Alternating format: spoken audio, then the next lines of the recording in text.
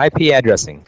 The only layer 3 protocol that is allowed to traverse the internet backbone is IP, and that's why a CCNA must be intimately familiar with the IP address and its functions.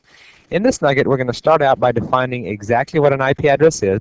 Then we will look at its format, its human representation, and its computer representation. Following that, we will identify the 5 IP classes and the 3 address types of an IP address. Once we have a solid understanding of what an IP address is and how it is represented, we will outline the registration structure for obtaining an IP address. Following that, we will look at the application of an individual IP address on a network device. And then we're going to end up with a discussion on the need for a default gateway. There are 2 versions of IP addressing in existence today. So before we can define one of them, we have to figure out which one we're using. We have what's known as IP version 4, and we also have IP version 6. Now, in the original inception of the internet and TCP/IP, IP version 4 is what we use. Of course, it wasn't known as version 4. It was just known as IP. It's kind of like royalty. You know, Queen Elizabeth the First wasn't known as the first. They simply called her Queen Elizabeth until Queen Elizabeth II came along, and then you had to denote her as the first. Same idea here. We had version 4. Then we started depleting IP addresses within the internet and internetworking. So what they did is they made a longer address structure, and they moved from 32 bits that we had represented here to 48 bits that we have represented here. So here's the trick in the naming convention. You're saying, why didn't they name it IP version 1 and IP version 2? All right, well, IP addresses, as we're going to discuss later in this nugget, are divided into octets, and that's 8-bit parts. So if I have 32 bits in this entire address, that means I have 4 octets, hence the name IP version 4. Now, when I wanted that extended to allow for more addressing, and they gave me 48 bits, that was 6 octets, and there you go, IP version 6.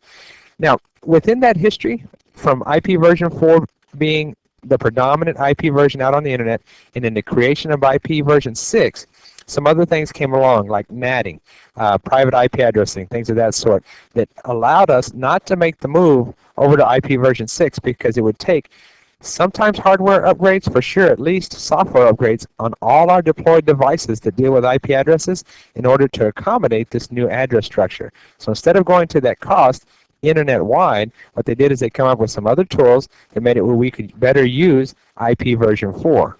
So the result is that IP version 4 is widely deployed throughout the internet. You hardly see IP version 6. And so what we're going to discuss in this nugget and what is relative for the CCNA is IP version 4. All right, so let's define exactly what it is. First of all, it is an identifier, plain and simply an identifier, and it's used to route packets to and from devices. These are network layer devices in a TCP/IP network. So let's draw that out down here. I have a device or a computer N1 that wants to send a packet to computer N2. Now, in order to do that, there has to be some type of addressing structure to get from the originator over to the distant end. And that is what we're going to use an IP address for. This in its entirety is a TCP/IP network. These are the devices that we're talking about that have network layer support. In other words, if you remember the OSI model, this is layer 3, and that's where the IP address resides. So let me give you an analogy to help think of this. Let's talk about mailing letters, or the U.S. postal system.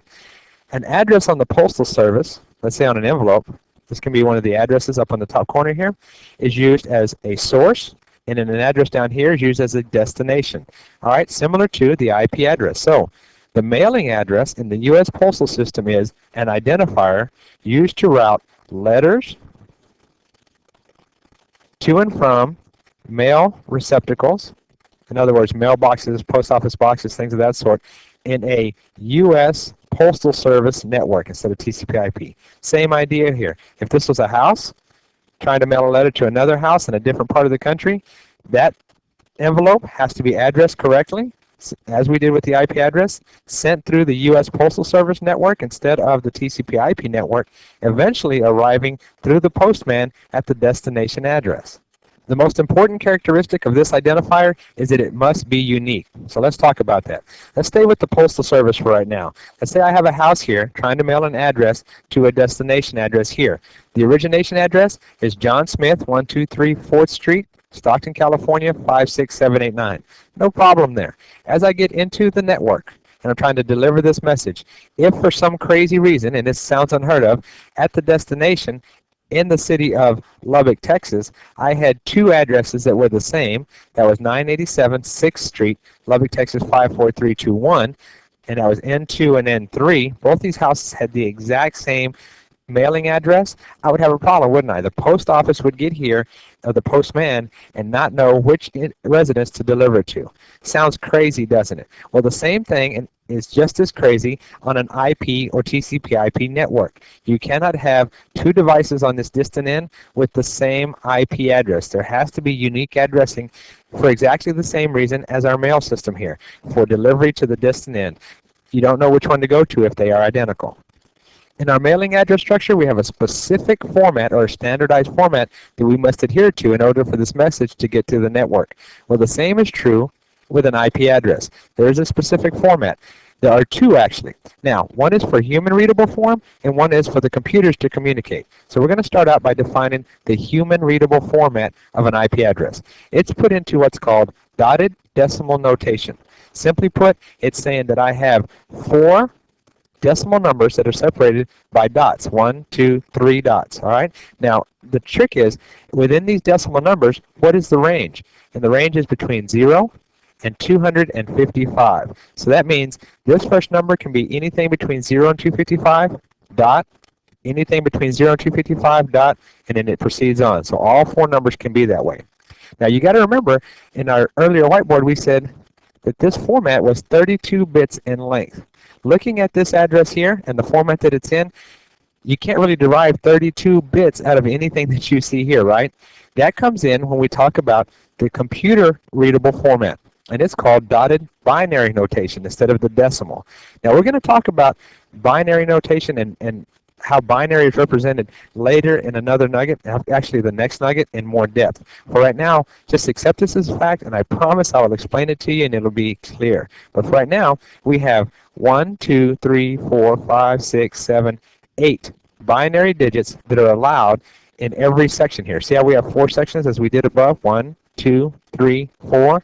Here we had the 1, 2, 3, 4 sections.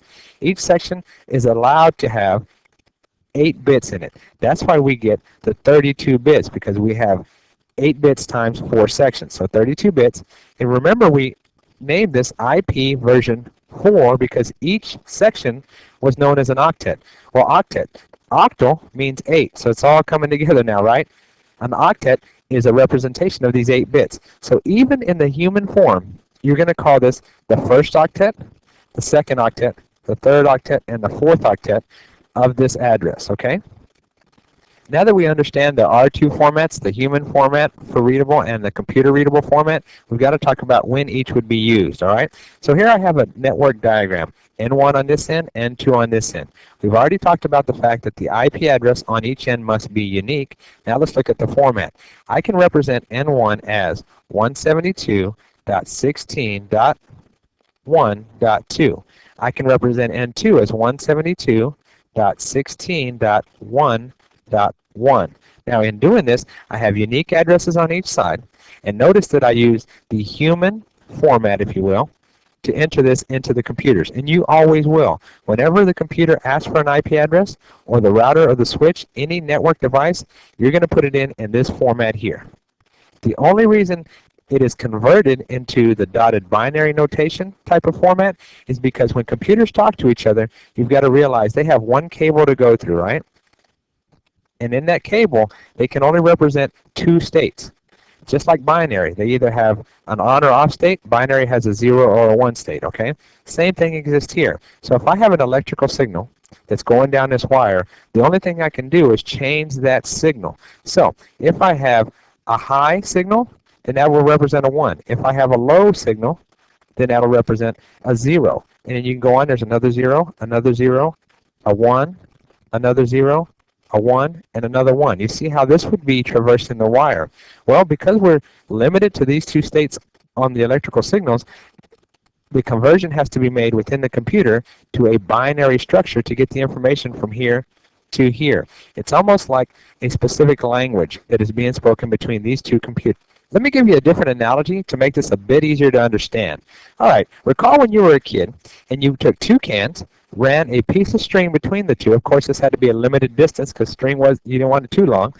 Somebody put their ear to one side, and another person spoke into the other side. Now, what happened was there was no change in what was introduced into the can. In other words, you spoke into the can, so you had vibrations going through the can. Those vibrations extended across that string so that you could tell somewhat what was being said out of this can here. No change in what was introduced into the device, traversed the medium of the device, and then exited the device, okay? But modern telephone networks are different. When you talk into a telephone here, it's going to go through an electrical wire. Now that electrical wire isn't carrying the vibrations across the network, because then there's no way I could call from my home to Alaska, right? Too great of a distance. Actually, what's happening in that wire is your voice is represented electrically as a sine wave, like this, for analog communication, right? In some cases digital, but for our conversation, analog communications through here. And when that's happening, there was a change in the vibrations that I put into the headset. There were vibrations here. Within the phone, that changed to an electrical signal. Same exact idea with the computers and the IP addressing. I input one format, it changes to another format for the physical medium to traverse across to the distant end, changes back to the format I introduced, which is the vibration, into somebody's ear, so now they understand what I said. So the result in a computer network would be dotted decimal notation here in the device, and the same thing with the distant end device, dotted decimal notation, and traversing the wire between the devices is going to be dotted binary notation. We don't actually input it in this fashion, just as here we don't input our voice in this fashion. That'll do it for our format conversation. Now let's get into the fact that IP addresses have different classes. All right, let's go back to our analogy with the U.S. Postal Service. We can send mail over the Postal Service, but there are different classes of mail that you can send. You have registered mail, first-class mail, priority mail, and obviously the list goes on. All right, well, with IP addresses, you have different classes too, and they're represented here, A, B, C, D, and E. Although both systems have their own set of classes, there's a bit of a difference in why they're broken up into classes. With the U.S. Postal Service, different classes mean different ways of handling your mail, right? Now, the different classes here within the IP address mean different uses. Okay, so what we're going to find out is a Class A address is for a large company. A Class B address is for a medium company, and a Class C address is for what's considered a small company. Now, these are all relative terms, right? So you have to come to an understanding of exactly what they mean by large, medium, and small. The different sizes, as you see them here, are defined by the number of hosts that they can accommodate. So let's define what a host is within a TCP/IP network. What they're saying there is the number of devices with an IP address. Now, that can be a router, it can be a switch, it can be a PC, anything, or even a printer, if you will, anything that has to have an IP address in order to communicate on a TCP/IP network is called a host. So, with a Class A address being a large network for support, you will have the ability within the host field to support 16,777,214 host or individual machines on the network with an IP address. That's a lot, isn't it? So, I mean, in this case, large really means large. All right, and then with the medium network, which is the Class B range, you are able to support 65,534 individual hosts. And then with the Class C, what we're going to term as small, you can support for each Class C address 254 individual hosts or devices. So far, we defined the first three classes of IP address based on how many hosts they can support, and then we define them as large, medium, and small. The next two classes of address that we're going to define are not defined by the number of hosts that they can support. In fact, I'm going to skip D for a second and go straight to E. Class E is defined as the experimental class of addresses. And the reason it's experimental is this is going to be used in tests for different networking protocols, things of that sort. This is kind of a lab environment class of address. All right. Now we can move into D. D is defined as a class that's going to be used for multicast addresses. Now we need to get into exactly what multicast is. Multicast is one of the 3 IP address types. The 3 types are unicast, multicast, and broadcast. We're going to go back to our U.S. Postal Service example to draw an analogy that will help you better understand this. So with IP, we have these 3 types, 1, 2, and 3. Within the mail, or the U.S. Postal Service, we have 3 types of mail. If mail is going from one individual to another, we call that personal mail. In other words, it's sourced at a unique address, and it's destined for a unique address. Personal mail. That's equivalent of unicast. Then we have multicast. This is mail that is group mailers. All right? So it's going to be sourced at one specific address, and it's going to be mailed out to multiple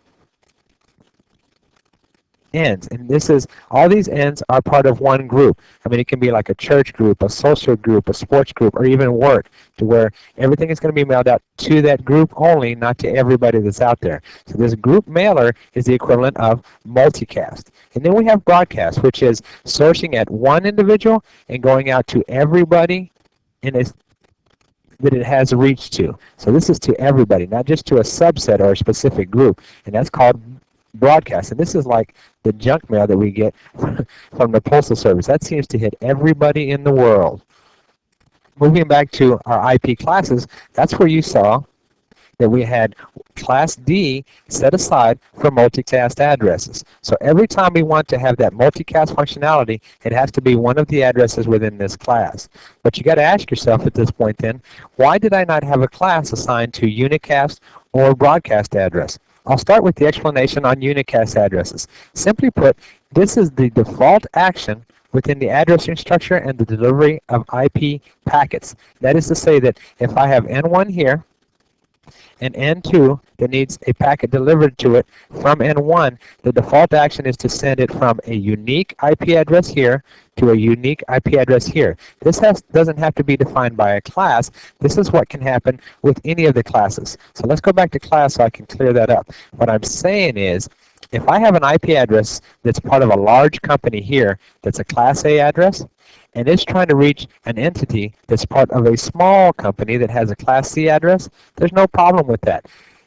You source from this address, you destine to this address, and you're going to get the packet going across, as we did with N1 over to N2. So this is a default action. Doesn't need to be defined by a class. The broadcast type of IP address is better understood once you understand subnetting. So what we're going to do is we're going to hold off the detailed explanation of what a broadcast type is for the next nugget once we get into subnetting. For right now, simply understand that the broadcast functionality is built into each of the first 3 classes of address. Remember, Class A, Class B, and Class C, the large, medium, and small address spaces that we hand out to companies or individuals. Within these different classes, we have broadcast functionality already built in, so it's not needed as a different class like multicast was. Up to this point, we've talked about the format of an IP address, which was dotted decimal notation, and we've also talked about the fact that we have different IP address classes, namely A, B, and C, that can be handed out to companies or individuals to represent their host on a network. All right, but how do I identify which type of address goes in each of the classes? That's going to be given here when we talk about the decimal range. All right, before we get into that though, let me draw up the address that we saw earlier, 172.16.1.2. Remember that each of these portions was called an octet, having to do with octal and the fact that 8 binary digits are represented in here. This is called the first octet. And this rule that we're going to look at here is the first octet rule, and it has to do with the decimal range. All right, so what it means is if this first number here happens to be between 1 and 127, then we're going to have a Class A address. So let me give you some examples of a Class A address. First of all, we can have 10.1.1.1. Because this first number in this first octet fell between 1 and 127, this is a Class A address. Now we could also have 125.1.1.1. Understand that what precedes that first number here does not matter. The fact that this first octet is between 1 and 127 makes it a Class A address. So by that I mean you could have 10.10.1 10.3.3.3, and it's as much a Class A address as 10.1.1.1. I have to make a very important note here. Class A addresses will be denoted by the first octet being between 1 and 127. Now, even though the 127 network is a Class A address, in other words, if I had a network that was addressed as 127.1.1.1, this is still a Class A address, but it has a special functionality, and that functionality is called the loopback address. It's going to be used in many ways, but I'm going to give you an example of two. If I have a host here that wants to ping itself, ping, remember, is our test for connectivity through ICMP. It is going to ping its loopback address, and that'll test the functionality within the device from its transmit pair to its receive pair, and it just has to ping 127 dot whatever its loopback address is. In the case of Microsoft, I think it's 0.0.1. And once you do that, it can be used for testing. Now, in the router environment, like here where I have router number 1, you can set up a loopback interface, and it's a special privileged interface within the device that can be used for routing protocols and routing functionality that is beyond the scope of the CCNA, but I just want you to be aware that it does exist. So what is it that we're saying? Boiled down, we're just saying that the 127.anything.anything.anything address will not be given out to people or companies to use on their individual host. Instead, it is dedicated as a loopback address on each device that's out there. This special functionality, though, does not change the fact that it's still among the Class A addresses as we see here. Next, we have the first octet decimal range of a Class B address, and that is 128 through 191. So what we're saying here is if you have a Class B address, it can be represented as 129.1.1.1 or 190.1.1.1. Again, the same thing. This first octet has to be between 128 and 191. And then with our small range, which is the IP Class C, we're going to have a range of 192 through 223. Anything that exists within that range. So for C, we could have an address of 200.1.1.1, and that's a Class C address because of this address here, this octet. And then we could also have 212.1.1.1. Same exact idea. So far in this nugget, we started out by defining exactly what an IP address is. Then we looked at the format that it's represented in. And then we saw the 5 IP classes and the 3 address types. Now we're going to look at the registration process used to obtain IP addresses. And what we're going to find is that there is one body that is responsible for the registration overall, and that is called ICANN. And that stands for the Internet Corporation for Assigned Names and Numbers. Understand that that's names and numbers, so they have more responsibility than just the IP addresses. But this numbers function is going to be what gets it into the realm of IP address registration.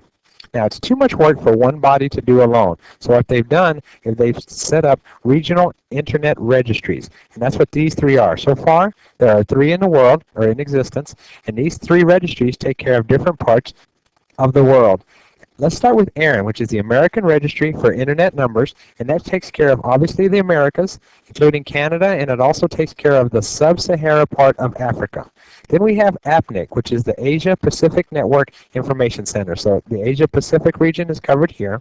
And then last we have RIPE NCC. Now RIPE is an acronym that is not an English acronym, so I'm not going to even attempt to tell you what that stands for, but it is a Network Coordination Center, and it services Europe and the surrounding areas of Europe. The primary responsibility for these organizations in respect to IP addresses is to make sure that the IP addresses that are given out in all these areas remain unique within the global network that is the Internet. Now, let me give you an analogy that will bring that a little closer to understanding. If I have real estate development happening within my area, within that town, they're going to define and design a new residential area. They need to come up with names for the streets and then street numbers for each house along those streets. Now when they do this, they're going to apply to the local government and say, hey, we would like this to be, let's say for an example, Mills Lane. Can we have Mills Lane within our subdivision? They're going to check with the rest of their covered area and make sure that that is unique within that area. If it is not, they're going to say, no, you can't have that, but here's what you can have. Same idea here. You're going to apply for an IP address space, and they're going to say, this is what we can provide you with and it's going to be in reference to the number of hosts that you need or you identify that you need to these organizations. They'll give you that address space. As with every rule, there are some exceptions though, and here's the exception to the registration. Sometimes, if you are running through an ISP for connectivity and you may be buying your circuits from them or their service, then in some cases they will already have a block of IP address ranges set up and assigned to them by one of these organizations. And they are free within their organization to assign those addresses to different entities as they sign up for service. So if you are here and you signed up for a DSL connection, the ISP may just give you a portion of their IP address space that they've already registered with ARIN for use by your network. So in this scenario, your local ISP is going to save you the time of coming up to a regional internet registry to get your IP address space. They've already done that and given you a piece of that address. All right, well, we talked about the job being too large for one entity so that they divided it among 3 entities. It's getting too large for them as well. So there are proposed regional internet registries that are coming down the line as well, and I'll include them here.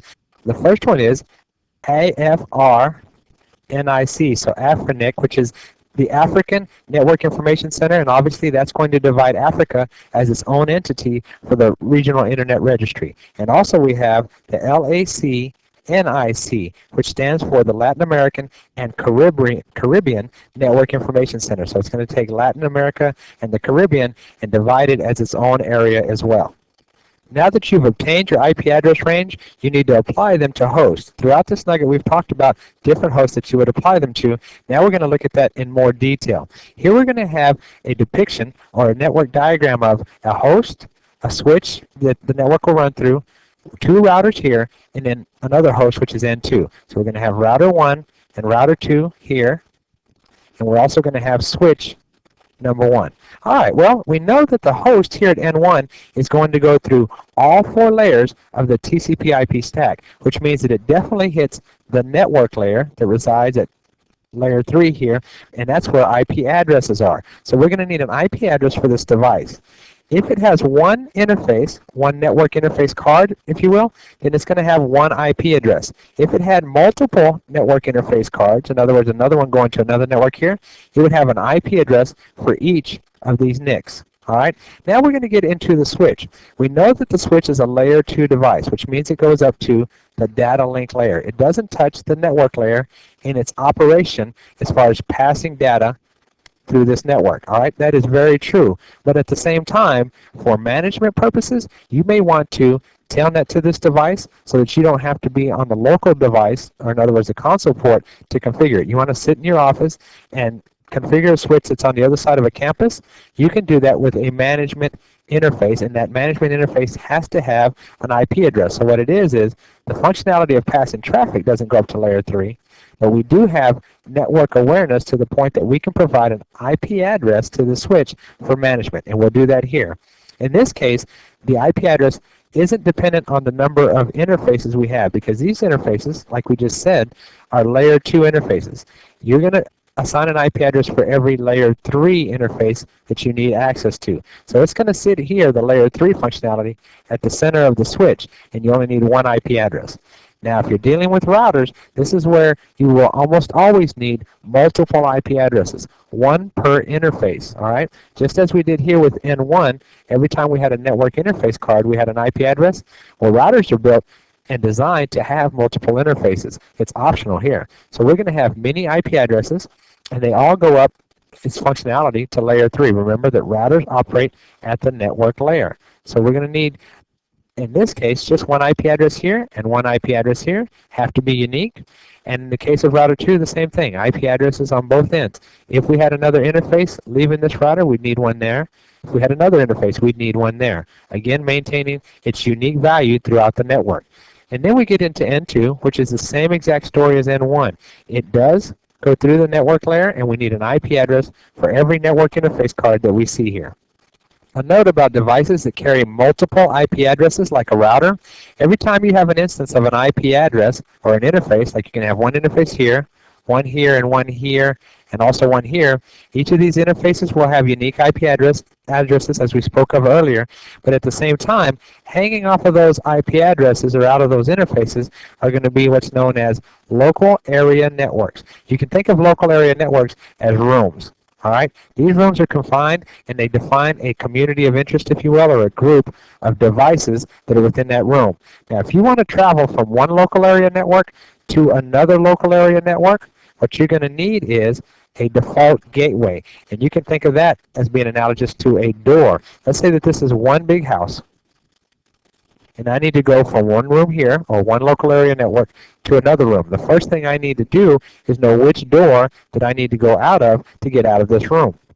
Notice that I said find which door to go to instead of saying find the only door that there is to go to, because in many cases we have multiple doors to choose from. In other words, let's say that this is router number 1, and look at our network scenario up here. Within this local area network that extends here, we also have N1, that is a device that is going to lead to another local area network, because we said any device that has multiple IP addresses, because it has multiple network layer interfaces, is going to have a LAN out of each interface. The same is going to be true for N1. So as N1 exists over here, we are going to have a door here as well to get out of this room. So we don't know if it's this door that we get out of or this door to get to our particular destination. How do we find that out? We use what is known as our default gateway. And simply put, our default gateway is something that we're going to program into our devices that say, if you want to get out of this local area network, here's the door, and that door will be represented by an IP address, the same IP address that you assign to this interface. Let's say you use 172.16.1.1. Now what's going to happen is if any device that's on this local area network, let's say I had another one out here, N3, any device, N1 or N3, if they want to get out of this local area network, which is defined as this area here, and reach N2, they're going to have to use their default gateway, which is 172.16.1.1. Again, the doorway to get out of the room. So let's draw N1 and N3 in our room. And let me explain now that when N1 and N3 want to talk to each other, they don't have to use the default gateway. And it makes sense when you look at it down here, right? They're in the same room, so they don't have to walk out of a door to talk to each other. In fact, if N1 did walk out of this door and try to talk to N3, as it's still in the room, it just wouldn't work, okay? So the same idea holds true up here with our IP addressing and the use of a default gateway. Now, I've told you a couple times that we need to assign a default gateway in each of these devices, but I haven't showed you how yet. And you know I'm not going to leave you hanging, so let's get to that. First of all, let me assign an IP address to N1, 172.16.1.2. And this is going to represent the computer that we're on now. So when we want to gain access to the area where we program our default gateway, we click Start, go to Settings, look at your network and dial-up connections, local area network connections, properties, and then TCP/IP properties. Now this is going to be true of the operating system that I have here within this device. It's going to be different on each operating system. I just want to give you an example here of what we're going to set or how we get to that area. But it's always going to be true that you'll set an IP address, a subnet mask, and a default gateway. And here you see the IP address 172.16.1.2 as I just identified on N1. I have a subnet mask. We're going to talk about its use and its function in the next nugget. And then I have my default gateway. If I want to leave my room to talk to N2, if you remember our depiction, go to 172.16.1.1, which is the interface of the router connected to this local area network or this room that I'm in. So let me cancel this out now. And we're going to go back. And you're going to see exactly that. You're going to see N1 with this IP address, and the default gateway set is 172.16.1.1. In this nugget, we started out by defining an IP address as a unique identifier used to route packets to and from Layer 3 devices in a TCP/IP network.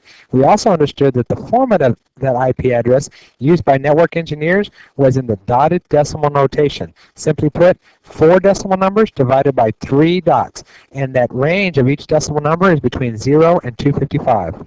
Then we identified the 5 IP address classes. We saw that class A, B, and C were used to hand out addresses to individuals or companies with large, medium, or small number of hosts.